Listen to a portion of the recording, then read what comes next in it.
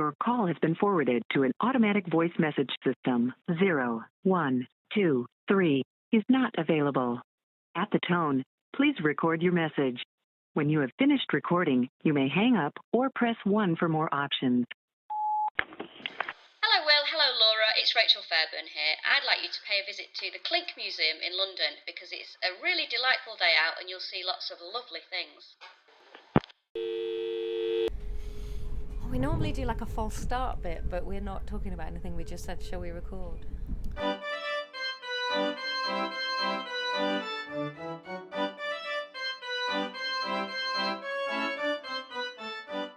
Hello and welcome to another episode of the National Treasures Podcast, the podcast where me, Laura Lex, and me, Will Duggan, go on delightful days out and take you with us. We're in your ears and we're on a train. We're in your ears and on a train, yeah. We are, yeah. So it's a beautiful, sunny day, and we are catching the Thameslink train from Brighton up to London to go to prison. Yeah, we're going to the Clink, baby. Do you know what happened? Will said he was English, and we got arrested. Oh, yeah, I said I was a white English man, and you bloody can't say that anymore. And now we have to go and live in prison, so we're going to visit the Clink. I think it's a really good day to go, because it's such a nice day, I'm going to be really sad to be in there. Yes, well, I've been looking at the TripAdvisor reviews of it, and from the lower-ended reviews... Lower-ended? Yeah. Do you want some TripAdvisor reviews for the Clink? We've been sent by Rachel. Lovely Rachel Fairburn. Lovely Rachel Fairburn. I do want to hear these TripAdvisor reviews because I've just watched you finding them while I was sat looking out the window, and your little giggles really made me excited for what's to come. So, overall, it's one of the most normal amount of reviews, and the writing is normal apart from the one that really made me laugh. So there are about 1,700 reviews of the Clink Museum on TripAdvisor. Average is a 4-star. Beautiful, okay. Of those 1,700, the majority are 5, 700-ish, and then the next load are 4s and then 3s. I think of the 1,700, only 100 are 1 and 2. So I found one, a 4-star one, that was just entitled Enjoyable Visit, and this is roughly the gist of all of them. So it's from this month as well, March 2022. Overall, an interesting and informative visit with plenty of hardware to see. Enough to see and make the visit worthwhile, and it represented reasonable value for money. Bang. Dush. That is... Why are you even bothering reviewing?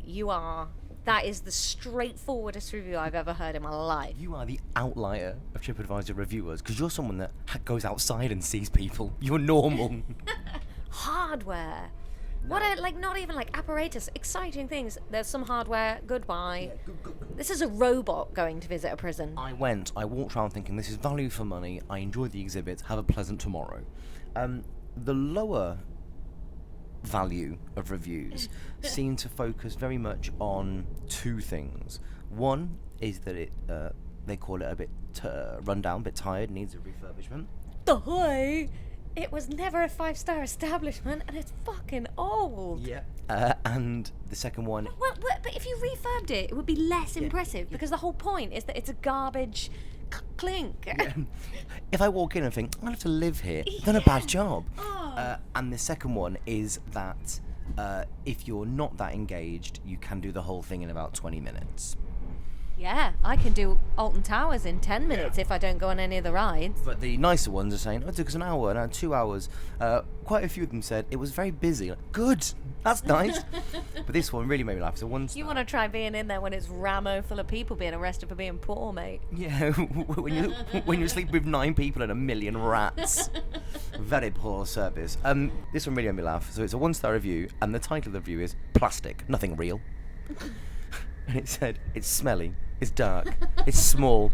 There are... So far, those 3 words are things I'm expecting, anticipating, nay wanting from my trip to an old prison. And they said, the mannequins were plastic and didn't look very realistic. What do you want, like a Victorian convict in there, crying for his mum? Wouldn't that be decent though? That if you there was a prison sentence version where instead of being sent to like a normal modern prison, you just had to go and be in the Clink and have tourists stare at you. Yeah, but it would really ruin the 4-4. Like, what are you in for, Asbo? And then this is the funny sentence: I do not recommend visiting, as you will not learn anything. Here's the one that really made me laugh though. It's a 5-star review. Now this person enjoyed the Clink a little bit too much. And you know when people go and see Al Murray and the pub landlord, and they're like, no, he's got a good point, actually, I don't get the joke. I think this person's here. No. The Clink Prison Museum is a cold, cruel place to wander around, and so it should be, to show how we used to treat criminals properly. There were good ways to get the truth on display, and some lovely stories of ill treatment. I loved every minute. That person needs arresting right now. That person's got a lampshade made out of human skin in their house. Some enjoyable ways to get the truth, was that? Also, what I love is that person knows enough that like torture is used to get the truth, to get confessions, but isn't like every bit of research into torture be like it's not effective. People will say anything to stop the pain. Also, it's that sort of thing that I think happens a lot with people that like days out like this, where they assume that they would have been the torturer. Like, you'd have been the one being tortured, my darling. Yeah, so really made me laugh. Really made me laugh, that guy. I just walking around with a little stiffy in his pants. All right, well, I'm excited. I'm going to see some rats, some plastic mannequins. Just some old bloke wanking in the corner.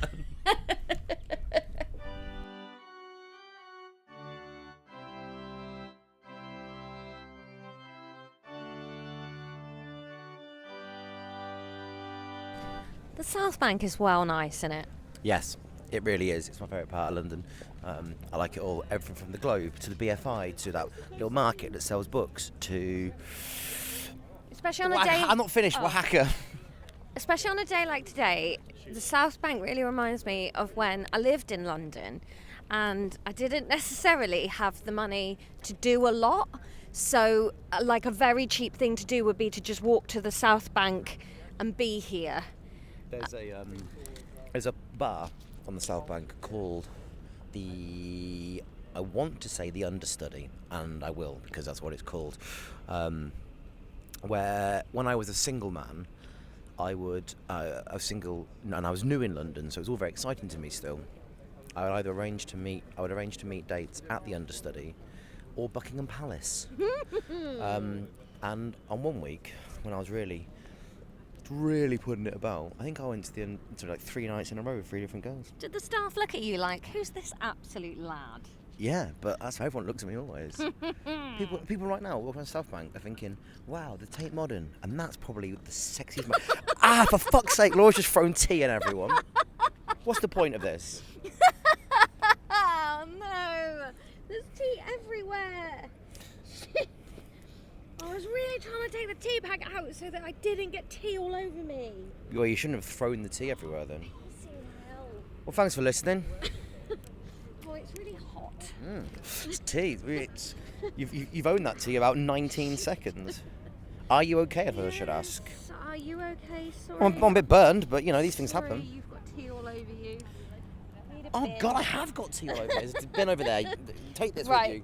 Okay, I'm doing my walk of shame to the bin now to get rid of the tea bag. Now I'm going to prison for littering tea everywhere. Can you litter liquids? You can piss. Yeah, but isn't the crime there, like... Having your knob out. Having your wang out. having your lad out. Probably. We've arrived at the prison, a delightful walk along the South Bank. You forget how much London stinks of shit when it's hot. Well, yeah, I mean, it was a delightful walk on the South Bank until right at the end when we were by the Anchor pub, which I'm not accusing of smelling like shit, but the smell of effluence everywhere. Horrendous. We're at the Clink. It's a lot cheaper than I was thinking. £8. That feels very reasonable for a London attraction. Well, I think it's a... from what I can tell on the like, it's quite like almost family owned. So it's like it's not a big operation. So you get here, it's on Clink Street. Nice, easy to remember. Right by, it's about maybe 200 metres from the Globe. It's a lovely walk from Blackfriars, isn't it? So like for us, because we can get the Thames Link up, or if you live in the Midlands, you get Thames Link down. Walk from Blackfriars, you see St Paul's, you see the Shard, you see the Tate. Oh. The Globe, yeah. And the river. Did you know? That's when I learned the other day. The Thames. Obviously, you wouldn't drink the water, but it's actually very clean. it looks so dirty because it's a working river, so it's constantly being churned. If you got a glass of like Thames water and left it for a day, it would just be silt, and then, you know, there are dirtier liquids out there. Urine. We're gonna find some. Name a dirty liquid. Poo blood. Poo blood. The sort of blood that comes out when you poop too hard. Very simply, poo blood. Let's go in. Oh, it's immediately you go down some stairs and there's like a proper old gate in front of you. You are entering the original site of the Clink, the prison that gave its name to all others. And then the ticket booth has a little bell that says, "Ring the bell for the jailer." Yes, please.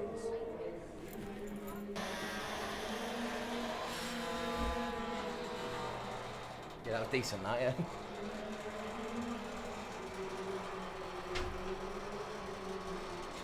That gate is not messing about. All right, so... Oh, hang on, it's going back the other way.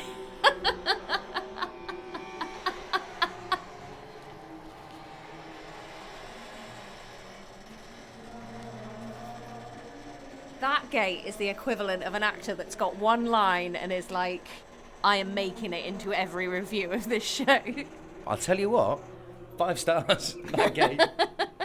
All right, so you walk in immediately. It's all got London Dungeon vibes. There's like a stock here, a mannequin, not a real person, with like a halberd and a sword, right where his winkle would be. The prison itself established in 1144, just before lunch.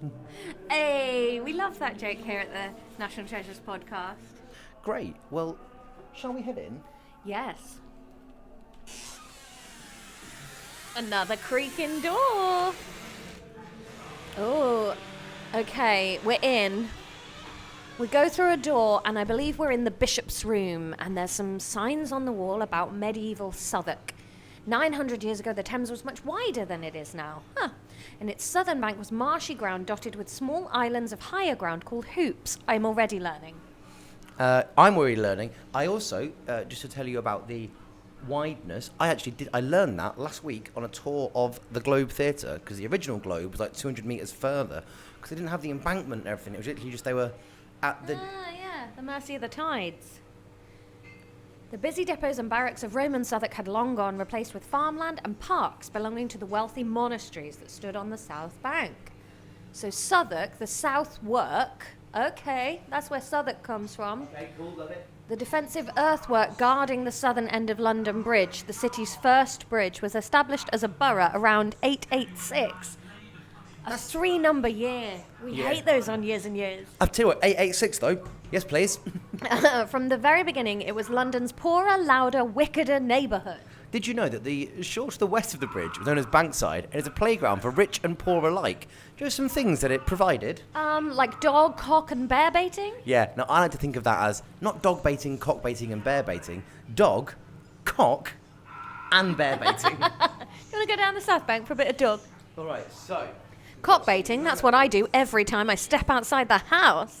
Oh, wow. No, thank you. So, yeah, behind us there's some, a blacksmith's forge. Oh, my God, that hammer, I can't even say it. This hammer is heavy. Feel this. Don't hit me with it, though, obviously. This is really heavy. Let's have a go. Fucking hell. That is heavy, isn't it? The blacksmith's job was to make things from iron or steel, such as weapons, horseshoes, chains. A good blacksmith could make just about anything, and the trade itself is very old. I am, Laura, a huge fan of this statue of the bishop, because it looks like he's doing a poo that's taking ages. It really does. He's sort of sitting on his chair. This is Henry, Bishop of Blois, Bishop of Winchester, Henry of Blois, Bishop of Winchester, brother of King Stephen and grandson of William Conquer. Wow, okay. Okay, so... I'll be honest, I'm really enjoying it thus far. Like, you come in, it looks proper, it's got enough information, it's a bit interactive. Well, there's a screen in front of us. The Bishop of Winchester. So we can watch We him. want to watch the bishop. Oh, and then there's like a CGI recreation of the bishop's palace as it would have been back in the day, just surrounded by fields. I love this kind of thing because it's one thing like going to... What was that castle we went to go and see in Series 1 up in Cheshire? Beeston. Great, but a ruin. Stuff like this where you can go, we know it's here now, but it look like this. It really gets you involved in what's going on. Yeah. It's just so hard to imagine all this as fields. Yeah. It's like, because we were talking about what we're reading at the moment on the train on the way out. And I listen and read a lot of fiction, like historical fiction, and they say things like, oh yeah, they walked to the village of Tooting and it was 5 hours away. And you're like, that's in the city centre, what are you talking about? Well, in Trafalgar Square, there's that church, St. Martin in the Fields. It's not a joke, it was a really fieldy area. Fucking Trafalgar Square. The other day I was walking around Piccadilly Circus and it was almost like a caricature of northern people on holiday, because this quite camp northern guy walking the other way went like, well, no wonder it was so busy. It actually were Piccadilly Circus. Very funny. And they were so genuine. It was really lovely. Oh God, something nasty's happened to that woman over there. This is Ellen Butler. Ellen Butler was enticed to Bankside to work as a maid for Thomas Boyd, who she believed to be an innkeeper.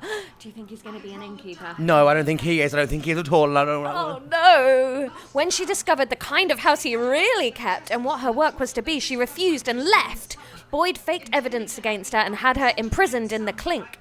It was 3 weeks before she could manage to get word of her plight to the Lord Chancellor, pleading for help as there were laws against forcing women into prostitution. You'd hope. You got charged to be in prison, Laura.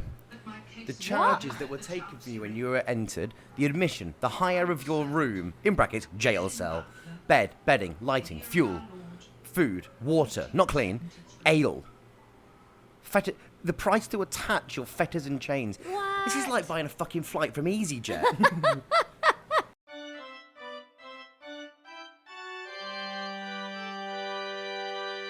So we're looking at the jail now in the 14th century. The inside of the Clink is a squalid and perilous cellar crammed with assorted petty crooks, thieves, conmen, robbers, brothel keepers and debtors. The smell is truly nauseating. Yeah. Since the Clink is close to the Thames, the prison would flood at high tide, and the prisoners would be waist deep in raw sewage and swimming rats. Oh, a London flat with a swimming pool in Zone 1? I hate that there's mannequins of children in the prison. It makes it a bit real. Well, the next room is people crying.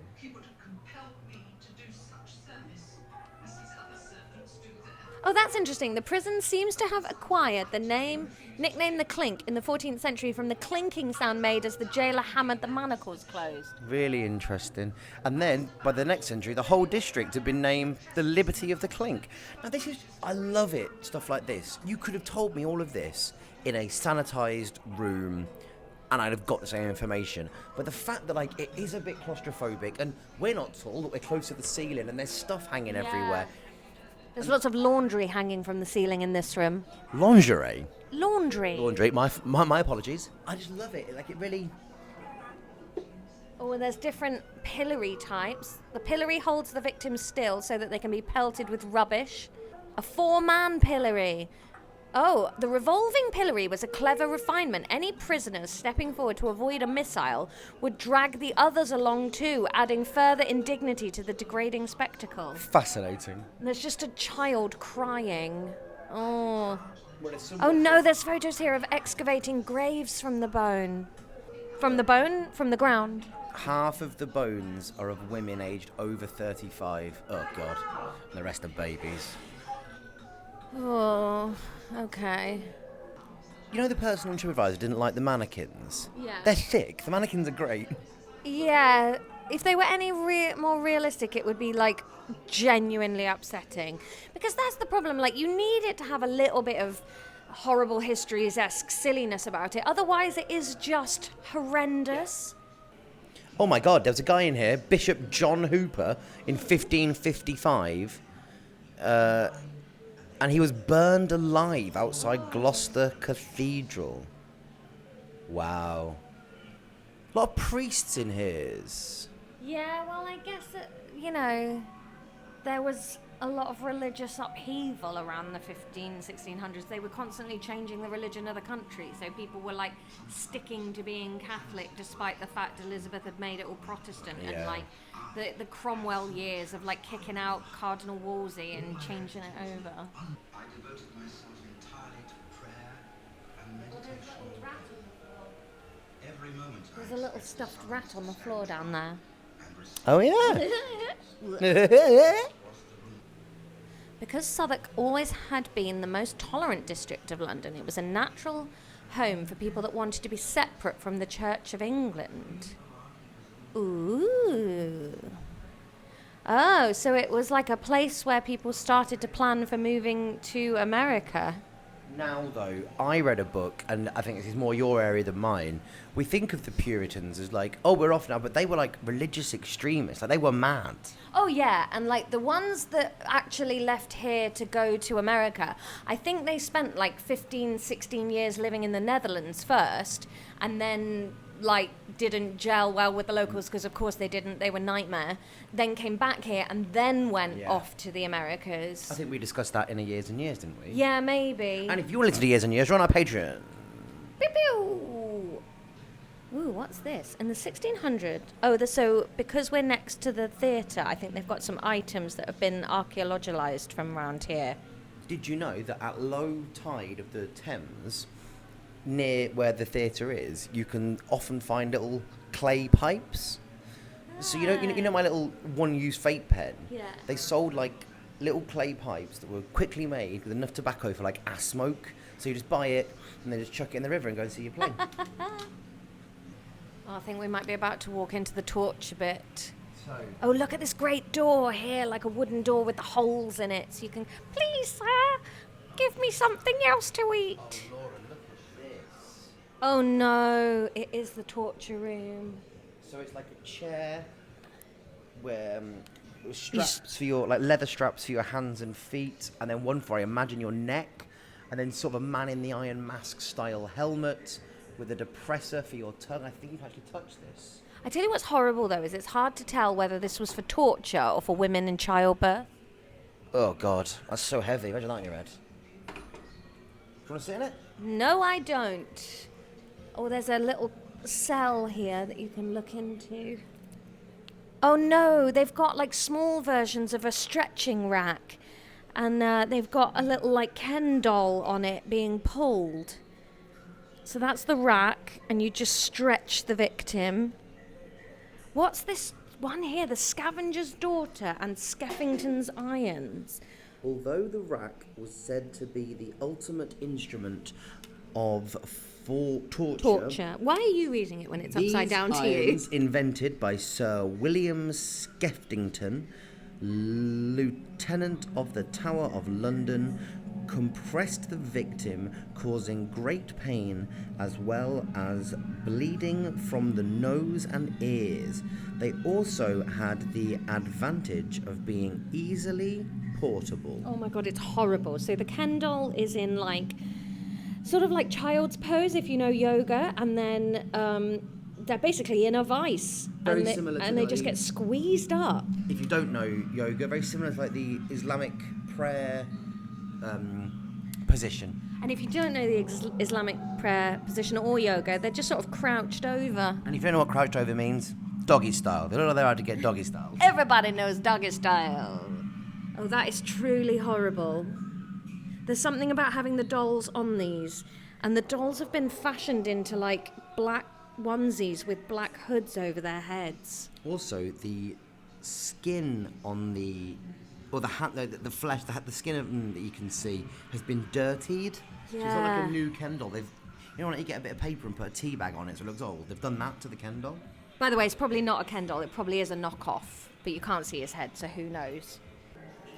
Oh, and there's a wall over there that looks very much like your mum and dad's bedroom. It's like lavender. It's got a nice painting on it. Oh no, you're doing a BDSM joke. What a weird joke to make. It's because I was just listening to the Welford Park episode. Yeah, I know, yeah. Leave my mum out of this. So we've got the collar. So there's all along the wall here, attached to a log and to the wall, are different torture devices and manacles. So you've got the collar here, which is a big metal collar, but it's got like almost like swastikas made out of metal stuck around the edge of it. Barbed wire. Yeah, yeah. And you can hear it squeaking. My brain doesn't very quickly go to swastikas. On the floor, you've got the manacles. You've got a ball and chain, an actual one. It's not my husband. Chastity belts. Ooh. No use for you, are they? No, that ship has long since sailed. Nothing stops you getting your fill. Oh my God, we're told that knights locked their wives into these devices before departing on the crusades. No, I have heard that is a lie. As it says underneath, they may not have been invented until the 15th century. I think they were more of a apocryphal tale than actually used. 'Cause how would you go to the toilet? Yeah. The boot. The principle of crushing the feet and legs was applied in numerous ways, including enclosing the leg in a narrow box that would be constricted by means of wedges. Did you just actually hurt yourself in the thumbscrew? I've just thumbscrewed myself and it hurt, man. I was playing with the thumbscrews and it really hurt my hands. Oh, William. The last person to be thumbscrewed in the United Kingdom was me. Oh, there's loads of heads up on the wall. Oh, On spikes. Can we see why? Oh, so you'd get branded. An M meant that you were a wrongdoer, a malefactor. A V, where you're a vagabond. A B, you were a bawd, or H, a harlot. An F for felon. Imagine H was heretic as well. Oh, it's horrible. The ones in the mannequins up the top are burnt real deep too. Like, I don't feel like there is that much flesh on my forehead before skull. No, neither do I. You've got to hope it was done. The third guy from the end's eyes are open so wide. He looks truly horrifying. I hate the idea of torture. I'd rather die. All I can think about as I walk round is that bloke on TripAdvisor who's like, yeah, brilliant, this is how it should be done. Ugh. Oh, is that a cat of nine tails? Yeah, there's a cat of nine tails in this cabinet. And some axe heads, boat hooks, a European flintlock pistol. There were 3 other prisons in Southwark, Laura: King's Bench, the Surrey Compter, and Horsemonger Lane, where Dickens witnessed a public execution in 1849. Do you know people like our friend who was like, yeah, bloody good actually, deal people like this. I think they should be forced to like watch something horrible and go, it's not nice, is it? Yeah. The idea of like getting into debt and then falling into prison is so terrifying and so stupid that anybody thought it would help in any way. Oh, they've got a name. They've got a list of names of people. That's quite good. That's really nice. So it's not everyone. So it's about maybe, I don't know, 100 names there? Maybe just over, just under?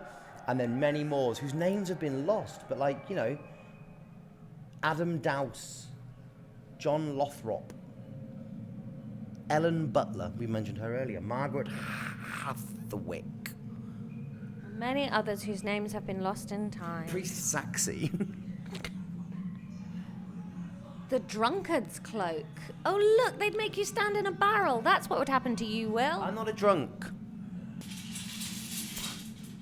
Oh, no, there's a big sword. Sword. A 15th century sword.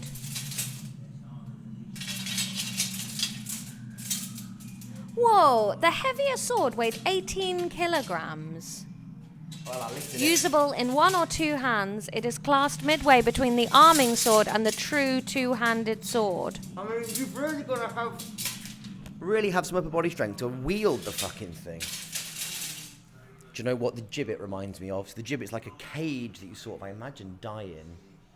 It reminds me... They're not... Oh, my God. So, displayed bodies of wrongdoers were just shown in gibbets. There's a crow on top with an eyeball. The London Bridge, there were loads. You'd be coated in pitch and hung up to be eaten by crows, rooks and ravens. Many hardened criminals, unafraid of hanging, were reduced to terror at being measured for their last suit. by the blacksmith. There's one in the failed film Willow with Warwick Davis, which I love, actually. I should have done better. But there's a guy in a gibbet in that, and it really terrified me as a kid. Do you want to walk through to the beheading bit, Laura? Yeah, I just want to look at, there's a really cool picture over the door here of oldie worldy London with fields, and there's the Globe and the Clink. Yeah, nice. So the original Globe obviously was further back, like I was saying. Yeah, Southwark Cathedral there. Yeah. Is that London Bridge there? Yeah. Yeah, it says London Bridge next to it so that you can tell. Don't be naughty. Have you been watching the Tim Key and Daisy May Cooper sitcom The Witch? I watched the first episode. I've not gone back to it yet. I'm enjoying it. Okay, so there was a guy who was imprisoned in 1670 called Henry Bronker, but he was better known as the Rat Man. I'm the Rat Man. Ski ba ba ba da bo. Rat Man and Bobbin. He was in prison for debt in 1670. Few people that he can remember from his days of freedom are still alive. He's sort of become known as the father of the Clink because he gives a lot of advice. The brown rat is an indiscriminate scavenger that will eat fat, parchment, leather, feces, and it is on such a diet that Henry feeds his stock of prime rats. Once rubbish has been converted to rat meat, Henry will slaughter, skin, and eat his livestock. Oh, repulsive as it may seem, eating rats is better than starving. So he's sort of like farming rats in his cell. Horrible. Beheading. It's no way to go, you know. At least it's quick. I don't think it is quick. If you've got a good executioner, it is. If you've got a sharp axe and a good executioner, but I think you feel the first one 9 Yeah, times but what out of else 10. would you rather? I wouldn't want to hang. Die of old age? Sure. Yeah, do you know what? Sentence me to death of old age. If you've got to die, though, like, if not beheading, what are you going for? Well, no. So beheading in general, I've got to be firing squad probably. Quick, isn't it? That's quick. If they aim right. No, but they're soldiers. You got to assume they're aiming right. It's like But a beheader's a beheader. Yeah, but I think there's more variables. The guillotine, Yeah. or like something where it's mechanized, but all it takes is him to be hungover, tired, had a row with his wife. If he's off his stride. Do you know what, actually, the ones that weren't very good at beheading got more work because it was more of a spectacle for the crowd. There you go. So yeah, no, thank you. Did you know the severed bone from King Charles's neck was later set in gold and used for 50 years as a salt pot in the Tower of London, until Queen Victoria found out and angrily insisted the bone be turned to the King's coffin? Nice one, Vicky. See, she might have ruined India for a while, but hey, she had a heart of gold. Listen, the past, what a nightmare. Oh, we're going to go through a rope door here, which I don't like touching. And we're in 1745 to 1780. The last site of the Clink prison was situated on the corner of Gravel Lane and Maid Lane. Its previous site was so decayed and dilapidated that it had to be moved to a dwelling house on Bankside. This was then burnt down by the mob in the Gordon riots of 1780 and was never rebuilt. So the Gordon riots are the Protestant Lord George Gordon, the MP for Luggers Hall, founded the Protestant Association to reverse the privileges given to Catholics under Prime Minister Lord North's Papist Act of 1778, which says that Catholics are now able to be priests, run schools, inherit property, and join the army. He said, oh my God, this has to stop. Catholics are all agents of the Pope and hate King George, and we all know what they did last time. They cannot be trusted. Oh, and there's an advertisement on there for a film I was in once. A Nightmare on Cock Lane. Oh my God, the Cock Lane ghost, that's it again. It put the willies up me. I don't mind it. 700 people died Oh my goodness. in the riots which burned down the... So we look at these boards that sort of set like newspapers, which where the joke came in about Cock Alley. But yeah, 700 people died during the riots where they burned down the priest. But then the little like fluffy bit is, read how pretty Kitty Fisher had 1,000 guinea banknote for breakfast on a slice of bread and butter. I shall never allow Sir Akins to enter my portals even one more time, she declared, for he is a cheapskate and the sire of all skinflints. Who's that for? Well, it's the same as the Daily Mail now, isn't it? It'll be like, oh, here's how, Nazanin was imprisoned for 6 years of her child's life, without hope of getting out, and then at the top it'll be like, oh, what if William and Kate worn to this party? Oh, this is fun. He's moved on, don't worry. When they've got some wanted signs up in here in the rogues gallery of different criminals and what they're wanted for. Thomas Blood, who sold the crown jewels, Claude Duval, a highwayman, and Moll Cuphurst, a petty criminal. Oh no, a girl beater. Oh no. Elizabeth Brownrigg, John Bishop, body snatcher. Oh, on the wall here, they've got chalkboards pinned to the wall and chalk and rubbers out so children can draw, prison graffiti. Oh no, and there's a coffin. Someone's written, R-U, L-U and Jen were here, and then someone's written, they killed my wife here. Oh my goodness. And a nice little gift shop. Oh my god, those rubbers take you back, don't they? Like a rainbow rubber with where you've been printing on it. Do you remember Yikes rubbers? Like the brain, yeah. Little coffin you can put your hand in. But I don't want to, actually. And there we have it. What a lovely time. That is a fun place to come if you've got kids, you can't really spend more than an hour at a museum because it's so boring. And this is so central. £8 is, if you're on a trip to London, you're expecting things to be pretty pricey. That felt reasonable to me. Yeah. And that was fun and engaging. Fun and engaging, nothing too overwhelming, nothing too dry, a lot of fun. I mean, I would say, unless you were a huge fan of prisons, it's maybe not worth going to London just to do this. But as we said, you're on the South Bank, But imagine, in the morning, you're up in Walthamstow, you see William Morris's gallery, then you nip down into the centre, you come to the Clink, and then you go out for dinner. Pizza Express, then you go and see a play at the Globe. Also, 23 quid for a family, that's not bad, No, not in central London. I wonder if Rachel does this as a killing time in central London type thing. Yeah, definitely. If you're there are quite a few meetings and gigs around here. If you're pissing around, you've got an hour, 8 quid. Yeah, really enjoyed that. It's on brand. Let's go and talk to Rachel about why she does like it. Cool.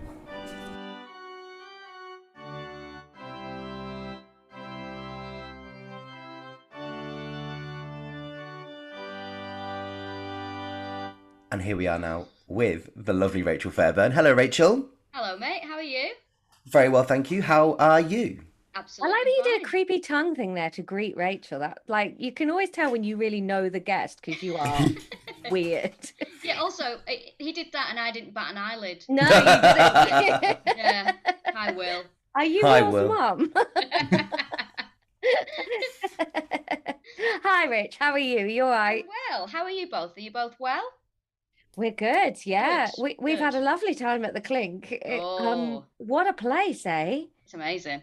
Is it somewhere that you go when you're killing time in central London? It's a place that I go when So I'm really into morbid, miserable, weird things, macabre things. But I went for my birthday I think it was about just in that little bit when it reopened after the pandemic, and I love it. I just think it's just so weird. It's such a bizarre thing that exists, but also where it is in the central area of London, it feels like it belongs there, but yet it doesn't feel like it belongs there. And I don't think a lot of people know about it. I think a lot of people have walked past it and haven't necessarily been in. But if I'm honest, I could visit there every day. It was you've just summed me up completely. I've walked past it a million times. Yeah. I've never looked at it to go in, and then when we did look at it, I was like, it's only 8 quid. That's the cheapest hour and a half you can have in London.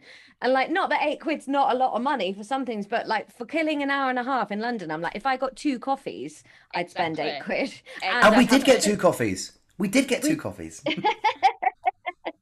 Yeah, it's so central, isn't it? It's crazy. Yeah, it's amazing. It's a hidden gem to me, anyway. I mean, it's not everyone's cup of tea or cup of coffee. But what's quite nice about it is that even if it's not, like the London Dungeon, for example, I remember going to that when I was a kid, and it terrified me really badly. But it goes on for too long, and each room they have to sort of up the ante in how gruesome or macabre or terrifying it is. Where one of the nice things with this is, you go in, even if you take everything in, an hour later you're done. Bang, that's it. Yes. You're not constantly being heightened. Well, interestingly enough, I actually went to the London Dungeon last week. Just a little day out, and I get Are you highly okay, embarrassed mate? by that. No, I'm not. I get highly embarrassed by sort of that kind of thing, that kind of acting vibe, or I used to. I don't necessarily. I'm a bit better with it now, I think, because I'm past humiliation now because of stand-up. But I feel like it. So the great thing about the Clink is, I mean, obviously, as you said, the London Dungeon is like basically a grim theme park in a way, isn't it? Because it's got two rides. One of them is bloody awful, but that's another story for another day. But I know what you mean. It's like, but everything in the Clink speaks for itself. Every little item has its own grim history. It's, you can pick up a thumbscrew, or you can sit in a chair that, you can, sort of manacle yourself into. And it's just all these different things of like, oh God, what happened to people with this? Or, everything in it is has its own multiple stories and can make you feel relieved that you didn't live in the past, is what I would say. I was going to say, like, have you always been into macabre stuff? And is it like a weirdly cheering thing because they're not in your life now? Or like, what's the fascination? So I've always been interested in macabre, weird things. And I think it started from I'm talking like when I was 4 or 5. I remember my granddad had a book that was about the Illustrated Police News, and it was all the, sort of hyped up Victorian stories of, there'd be real murders in there, but then there'd be stuff, and it had sort of those etchings, the sort of, the ones, what I mean when you see them, the drawings, it'd be stuff like, child thrown into a fire, and, chimpanzee murders woman at zoo, and all these... all like two of the classics there. Yeah, but it was just the stories, but the picture. I remember obviously I was too young to read, but the pictures. I used to sit there fascinated by the horrible pictures, and so my grandma said to my granddad, like, "Why are you letting her look at that book?" And he's like, "Oh, she likes it. Leave her alone." And I used to carry it around with me. So but from then on, it's like my granddad was very interested in sort of serial killers and murder and sort of ghost stories and monsters and Greek myths and anything macabre. He was interested in it, and it totally it's basically, it is, I'd say, macabre, miserable, creepy stuff is 90% of my sort of day. I'm either reading about it, thinking about it, writing about it, and I know it sounds really bad to say. I love it. I can't get enough of it. That's why we're friends. Exactly. Doesn't get much more macabre or weird than you, does it, mate? I mean, that's what I was implying, Rachel. I do feel they're just stating it out straight out there. And do you feel the same? Because, like, so our catchphrase... Yes, I do, actually, Laura. Thank you. Yes, I do. I do feel the same. I hate them. Have you calmed down now, Will? Yes, I was going to have a little cry in the corner while you asked Laura a very good question. Say, like, because our catchphrase on the podcast is "the past, what a nightmare." Do you feel the same about modern macabre stuff, or is there like a film of removal when it's a long time ago? Yes, I think very much so. There is that sort of, you've had a bit of a breather, haven't you? Yeah. Because especially if you're reading about something so horrific that happened, say, 200 years ago, you go, well, everyone's dead now that was involved in that. So you can actually maybe see you can look at it with a bit of, distance, and you wouldn't feel so bad. And this sounds awful. Maybe joking about it, for example, or thinking in your own head, laughing at something. But I do read modern day sort of true crime, and I watch. As you would know by you going to the Clink, I'm quite interested in execution and torture, and I find reading about public executions that still go on today in different countries, that's something that I can feel really sick about, and really like, why is this still happening? It does help to have that distance, definitely. Yeah. And I do find it, I do still read about it, but I do find it harder to read about things that are happening now, because also there's that kind of thing of like, how is this still going on? Yeah. Like, why are we all so horrible? So you don't think you could be a torturer? Oh God, no. No. Absolutely not. But you could be the court reporter about the torture. Oh, I could report about it, yeah. Okay. Also, I like how I'm not the person that's stopping the torture either. I'm still letting it happen. I'm not Amnesty International, but I'm equally not the Saudi government. I'm somewhere in the middle. There you go. Yeah, fair play, Rachel. Fair play. Well, yeah, thank you for saying that. We had such a lovely... Is lovely the right word? Because it was grim, but it was really interesting. Also, that Rat King guy, I've thought about him every day since we've left. The guy that trained rats so they could eat them. Oh, yeah. Yeah, or the... what about the horrible... Although the graveyard thing and just everything's miserable, but fascinating. The thing that I really liked that they done, like, I've been dwelling on it, and I think my favourite thing that they've chosen to do as a museum is the board that listed people that had been in there. Because obviously as you go around, they've got like stories of different individuals, but then there's just a broad list of like in memory of these people.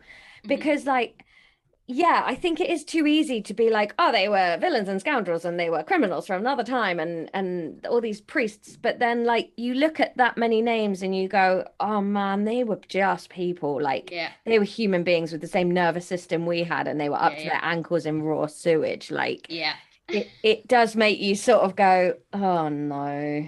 Yeah, just really, really miserable times. And especially when you think in terms of like how long ago things were. In terms of the world, that wasn't that long ago. No. Do you know what I mean? I just think, yeah. It's like when people nowadays, people in prison have got it too soft. They've got TVs in there. And you're like, yeah, because we've now learned that, firstly, if you thumbscrewed people, it didn't help. Then if you just put them in a white room, they just go mad. That doesn't help. So now we're trying new things. Like, why do you think that was better, you weirdo? Exactly. They've got TVs. Now, we had lockdown. We were all in a room with nothing but a TV for 3 months. I don't like you guys. I got fat and mad. I was like 2 of the King Georges rolled into one sad little boy in East London. I just say, you should have fat and mad as a quote on your new poster. It's like, what was it? Is it Lord Byron? Bad, mad and dangerous to know. Bad and dangerous to know. Will Duggan, fat and mad. Fat, mad and tedious to know. Fat, mad and boring. Right, well, Rach, thank you for that. Thank you.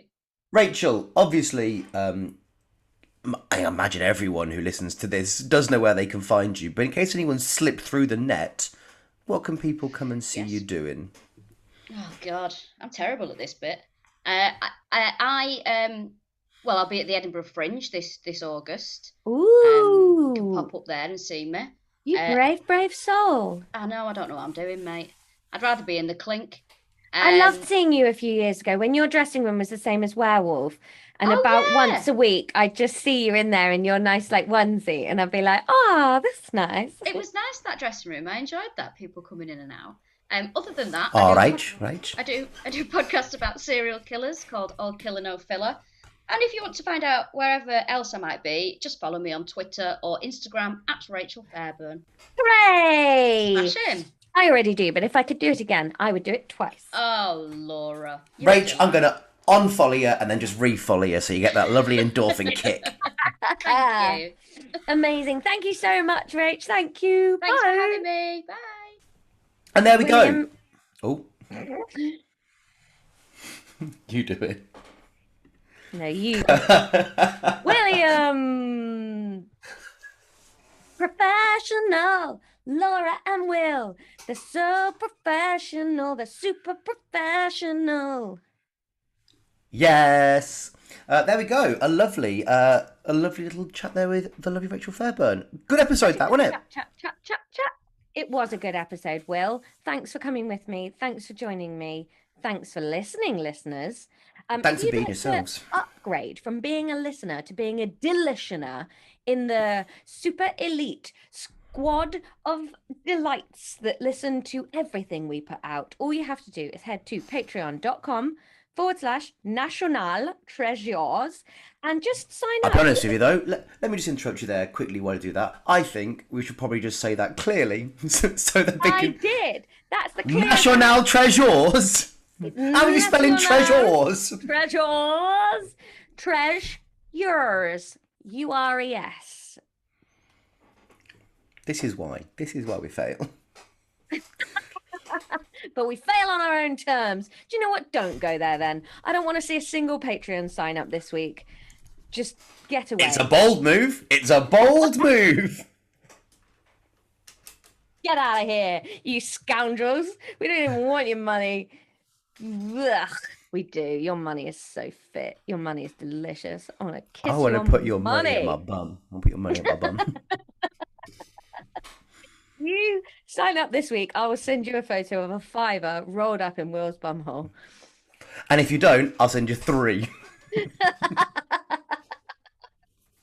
So look, there's loads of stuff there. Oh, you know by now. And if you're still listening to this bit where it's just us begging for your money, you love our voices so much, or you're driving and you can't change what you're listening to, that you might as well sign up.